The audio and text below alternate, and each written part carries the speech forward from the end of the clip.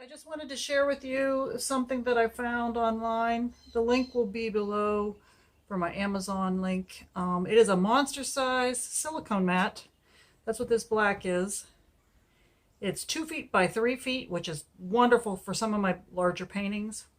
And I can also pull the pieces off of it that have dripped and put them aside just in case I want to make some jewelry with them. Again, I'll put this link below so you can check that out. Now I'm preparing my canvas. I like to spray the back of it with a little bit of water, just a light dusting. What that does is, as it dries, it tightens up your canvas so it's tight like a drum. So if you see things like this edge right here, those may require a little additional water and a little additional time to dry.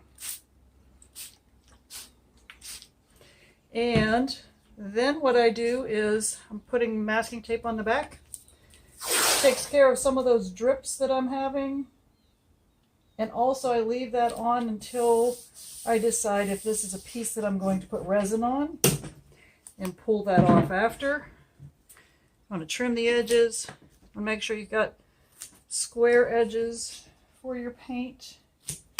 And then for this painting I'm using push pins. Some people use the table pyramids. I like the push pins because then I'm consistently on an even level field every time I pick up and put my... Now, sometimes you'll pull them out of the package and they're a little wavy. Always, if you feel like it's not very tight, spray the back of your canvas with just lightly, with just water. What that will do is that will tighten your canvas around its frame that it's already on. And it doesn't take very long to dry, so you can paint on it relatively quickly, but you do want it to bounce back like a drum. It's you want it to actually sound like a drum.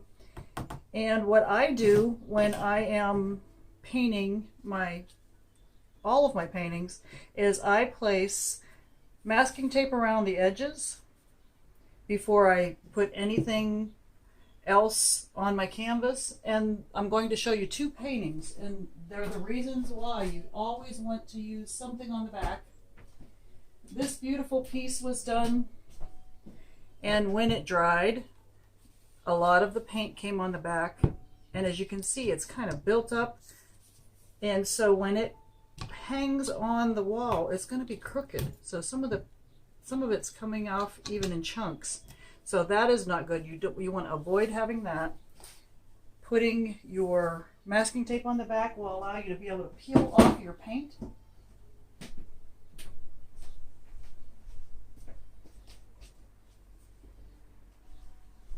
And after you put your masking tape on, you want to decide how you're going to lay your painting on your table. So some people will use these little triangles to prop up their paintings. Some people will use push pins. Some people will even use just something that's even and they can use all the way around.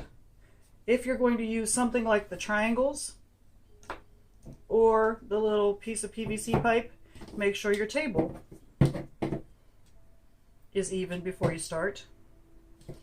If you're going to do push pins, after your push pins are all the way in and you set your painting on the table, then check your canvas. Now I always tell people, check your canvas top and bottom and check it across. That way you know if it's an even painting. If you're using push pins, make sure they're in good and secure. I have a wonderful painting that ended up falling off. Paint just fell off this side because the pin that was sitting underneath of it on this end just came right off. So that's how you want to prepare your canvas. If you're going to do something that involves silicone, you do want to put a base coat on your canvas of whatever color you desire. The reason that you want to do that is because the silicone, once it touches your canvas, even if it's a pre-primed canvas that you've bought from the store, it will reject your paint in those spots where the silicone attaches to your canvas. So make sure a base coat goes on if you're using any kind of silicone in your paints. All right, thank you so much for listening.